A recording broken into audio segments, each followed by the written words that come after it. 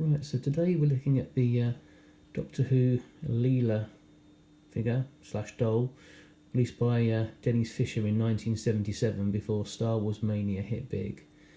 These are quite interesting figures because even though they were kind of released by Dennis Fisher, they were manufactured by Mego, and they're very different to most Mego dolls, and they're actually 9 inches in height rather than the 8 inches that most Megos are. It's kind of odd really because Palitoy also released Mego figures in the 1970s in the UK. They released things like World Greatest Superheroes, they released Space 1999, Star Trek, Planet of the Apes and whatnot. Whereas Dennis Fisher seemed to sort of release the larger figures, like these Doctor Who figures and some sort of 12-inch high superhero figures like Superman I remember seeing at the time. These are one of only 2 sort of Mego ranges that actually sort of are 9 inches in height. The other is Flash Gordon. So Leela here shares the same body as the Dale Arden figure in the Flash Gordon range. She's kind of got sort of a joint at the head there, jointed shoulders, jointed sort of elbows, jointed wrists, twist at the waist, joints at the hips. Sort of her legs are like a Barbie doll. There's kind of wire armature inside, you can bend them, and essentially she's got very little articulation down below this. Basically her boots are part of her legs, they're actually moulded onto the legs. You can't remove the boots or anything, they're just part of the sculpt. But you can remove her sort of leather leotard and a blue dress if you should so wish. She also comes with this little pouch here, okay, in this little pouch. We sort of sit in her belt there.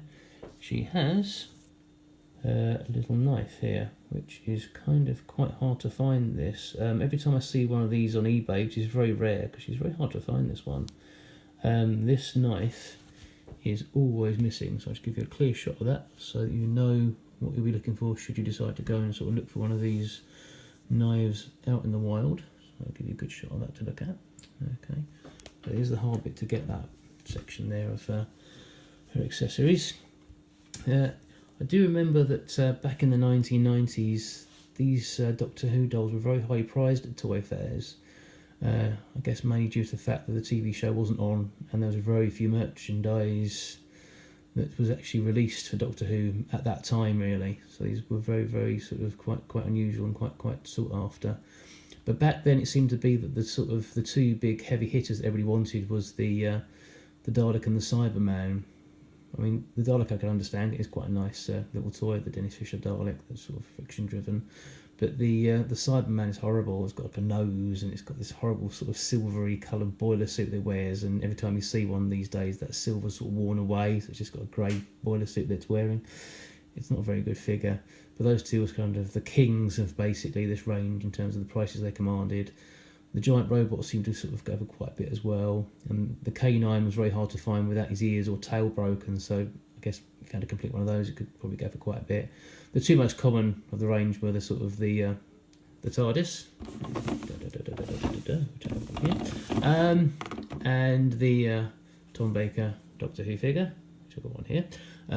These seem to be sort of plentiful. You always saw those at toy fairs. I think that's because back in the 1970s one of the mail order catalogues, I believe it was Marshall Ward's, actually always throughout the year offered that figure for sale and the TARDIS, so I'm sure a lot of people had that.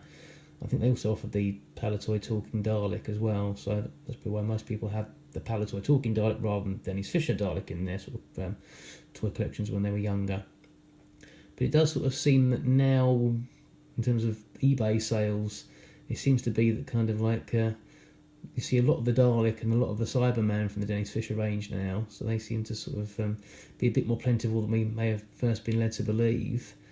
Again, you always see the giant robot and the K9 in various states of completion, and you always see the Tom Baker Doctor and the TARDIS, those 2 being the most common.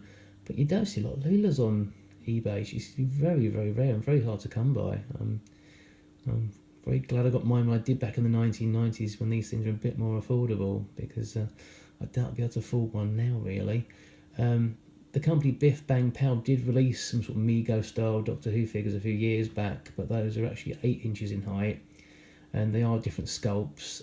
In some I don't think they're really so good, to be honest with you. I think that the heads are a bit large and a bit bobbly like. So if given the choice, I would probably prefer the Dennis Fisher figures, those recent Biff Bang Pow ones. But I said the main issue with these Dennis Fisher figures is tracking them down for a decent price. So hopefully, if you like these, you'll be able to sort of locate them at least a halfway reasonable price. Okay, thanks for watching. Have a good day. Thanks, bye.